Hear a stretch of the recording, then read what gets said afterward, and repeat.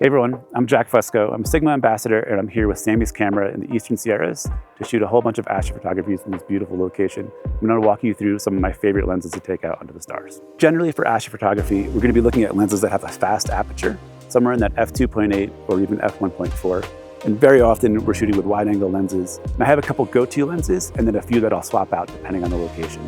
For a spot like this where we have the huge mountains and also really dark skies, the 14mm f1.4 DGDN art is always going to be in my bag. And honestly, that's probably a lens I have with me most often. Captures a huge view of the sky, really sharp, wide open, and also you can get really close to different foreground objects to have a really interesting image.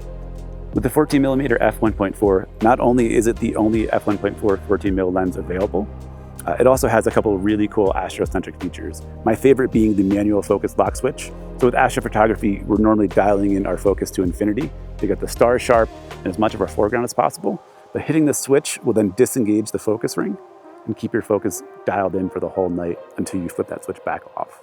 So a really cool feature I just love for astrophotography. Another one of my favorite lenses for astrophotography is the 20mm f1.4 DGDN art.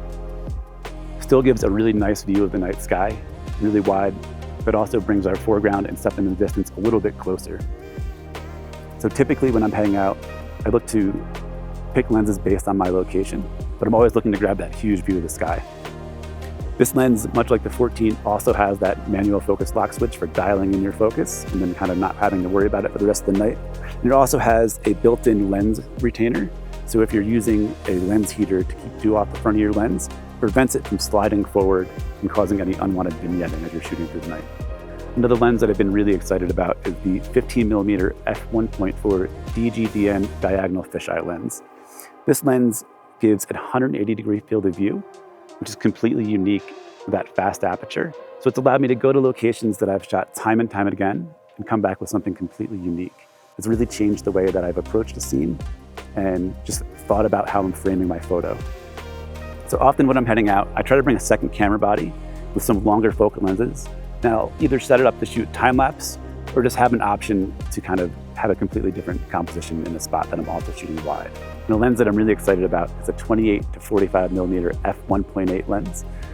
It's the only full-frame f1.8 zoom, and that fast aperture is still ideal for astrophotography, and it allows me to leave the 35, a 50, or even the 28mm lens at home and just bring one lens. So that's something that just lightens the bag and gives you a lot of options in the field.